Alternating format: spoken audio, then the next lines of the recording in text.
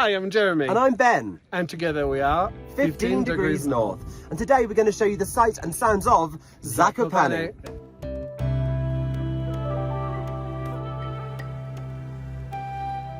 Zakopane is a town in southern Poland sitting high in the Tatra mountains, which form the border with Slovakia. Poland is famously flat, which explains its strategic history of being passed back and forth between empires, but this area decidedly bucks that trend. The region is the home of the Goral people, or Polish highlanders, and their style of dress and architecture can be seen all over the area. Zakopane is decidedly a resort town, and as such, there's a lot of tourism infrastructure in place to help you see all of the sights.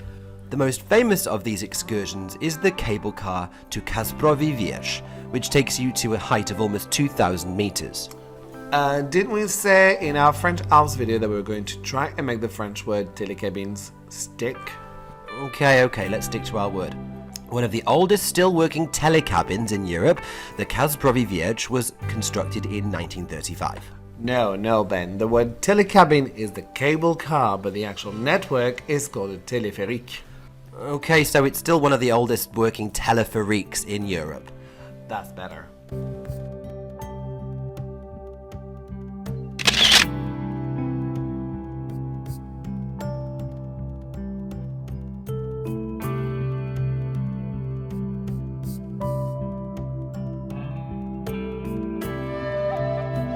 You take two cable cars to the top, where it leads you to these lovely mountain trails that link peak to peak. The cable car station at the bottom is actually a 20-minute walk though from the nearest cable car, so you have to park in advance to make sure that you are prepared, but it's absolutely worth it because the views, as you can see, are magnificent.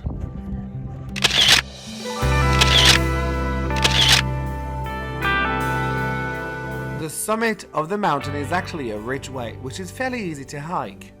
This ridge forms the border between Poland and Slovakia, so as we walked, we were clearly darting back and forth between the two countries. Dzień dobry, I'm in Poland. Ahoy, and I'm in Slovakia.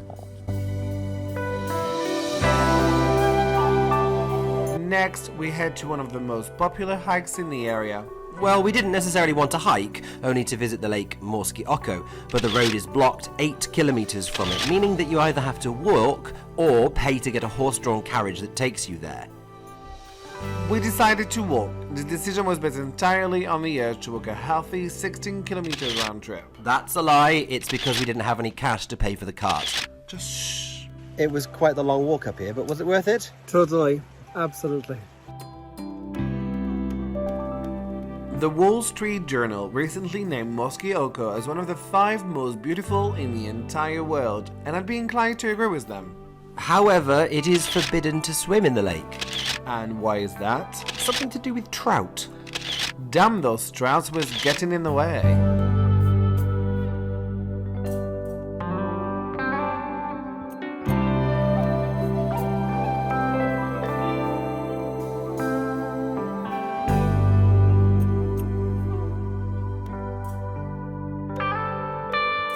They call Zakopane the winter capital of Poland.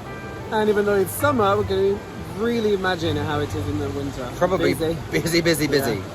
The town of Zakopane sits in a valley between the mountains and is a booming ski resort in winter. Now we absolutely love Poland. We keep coming back again and again, and though that's partially because we think it's a beautiful country, there is another reason too. The price. Exactly.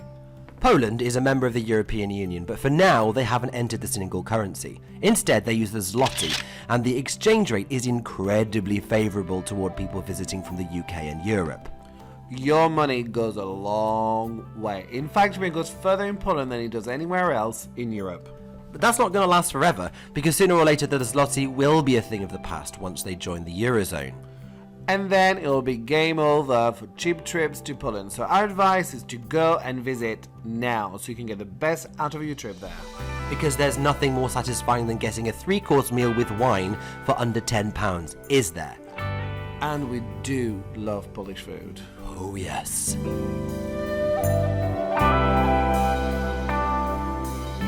Nearby is another mountain range, the Pieninym Mountains.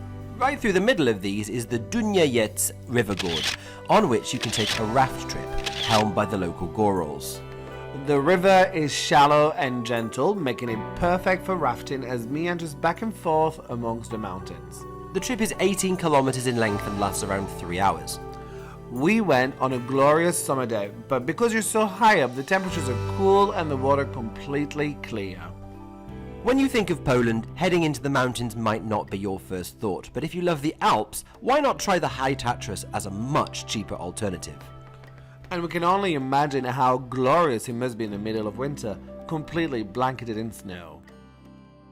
Thanks for watching. Be sure to like, share and subscribe. And follow us on Instagram at 15 degrees north. Make sure to tune in to our next video to see where in the world we end up next. See ya. Bye!